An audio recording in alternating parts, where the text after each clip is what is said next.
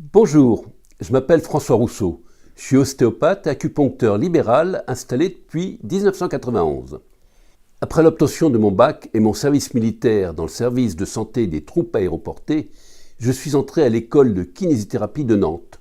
J'ai obtenu mon diplôme de masseur kinésithérapeute.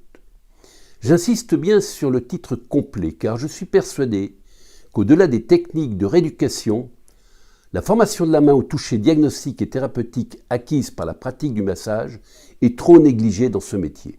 J'ai exercé pendant 2 ans en service hospitalier en neurologie et 1 an en psychiatrie. Si j'ai apprécié l'exercice hospitalier pour le travail au sein d'une équipe pluridisciplinaire, j'ai quitté l'hôpital car les perspectives d'avenir pour la carrière de masseur kinésithérapeute étaient limitées et manquaient d'ambition. Je me suis donc installé en libéral à la campagne en créant ma patientèle. J'ai rapidement compris que j'étais fort mal armé pour aborder, avec les techniques de rééducation apprises au sein de l'école, les dysfonctionnements articulaires et les pathologies rhumatismales qui constituaient les 3/4 de mes consultations. Il me fallait absolument prolonger ma formation initiale. Dans un premier temps, je me suis formé à la médecine chinoise traditionnelle et à la méthode de posturologie de Françoise Mézières. Ces nouvelles approches m'ont permis de comprendre ce qu'était une prise en charge globale de l'être humain dans son environnement. Au cours de mes formations et stages, j'ai rencontré des ostéopathes, étudiants ou professionnels. J'ai été fortement impressionné par 1. La qualité de leur toucher. 2. Leur connaissance précise de l'anatomie, tant descriptive que fonctionnelle. 3. La vision du patient et des pathologies dans leur globalité. Ce qui était en total accord avec les principes de la médecine chinoise traditionnelle. La découverte de l'ostéopathie était pour moi une véritable révélation.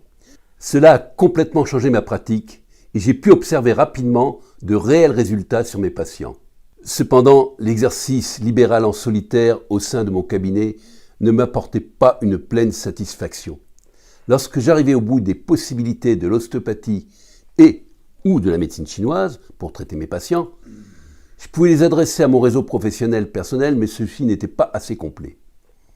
Lorsque la Chambre nationale des praticiens de la santé durable a été créée, j'ai enfin trouvé la structure qui convenait à mes besoins et à ceux de mes patients dans le même idéal de pratique de la santé.